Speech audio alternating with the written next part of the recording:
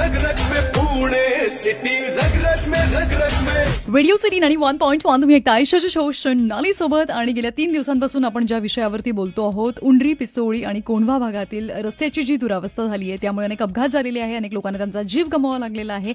आणि या रस्त्यावरती होणाऱ्या या अपघातांसाठी जबाबदार कोण? आणि यासाठी मी संबंधितांना फोन करत होते आणि त्या भागातले जे आमदार साहेब आहेत त्यांची पण जबाबदारी आहेच ना. हॅलो सर नमस्कार, संजय सर बोलतायत ना? जी बोलतो. नमस्कार सर, मी रेडिओ सिटी 91.1 मधनं आरजे सोनाली बोलतीये. जी बोला ना. मला तुमचा एक 5 मिनिटं वेळ हवा होता, मिळेल का? हो बोला ना. उंडरी, पिसोळी आणि एकंदर कोंढवा साईडचा जो रस्ता आहे त्याचं जे अर्धवट काम झालेलं आहे त्या बाबतीत आपल्याला आयडिया असेलच, बरोबर ना? हो बरोबर.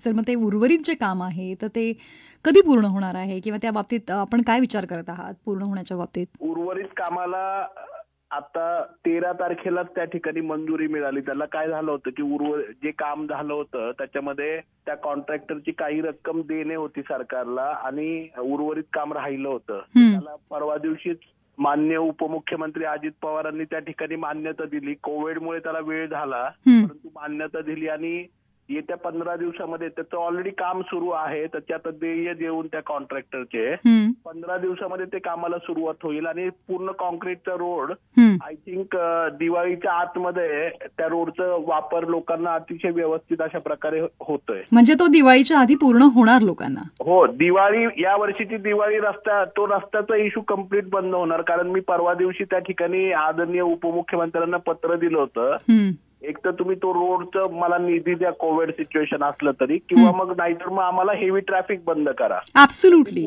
पुणे सिटी मधून जाऊ द्यात. राईट. त्यांनी त्याला मान्यता दिली आणि त्यांनी काय केलं, कारण हेवी ट्रॅफिक जर पुणे शहरामध्ये आलं तर केऑस होईल संपूर्ण. त्यामुळे मग त्यांनी त्या निधीसाठी मान्यता दिली 13 तारखेला मुंबईला.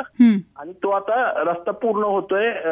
साधारणतः दसरा झाला की इमिजिएटली कामाला सुरुवात होईल त्याची. चलो, great sir, thank you so much. एक गुड न्यूज आहे त्या भागातल्या लोकांच्यासाठी. सांगा ना प्लीज.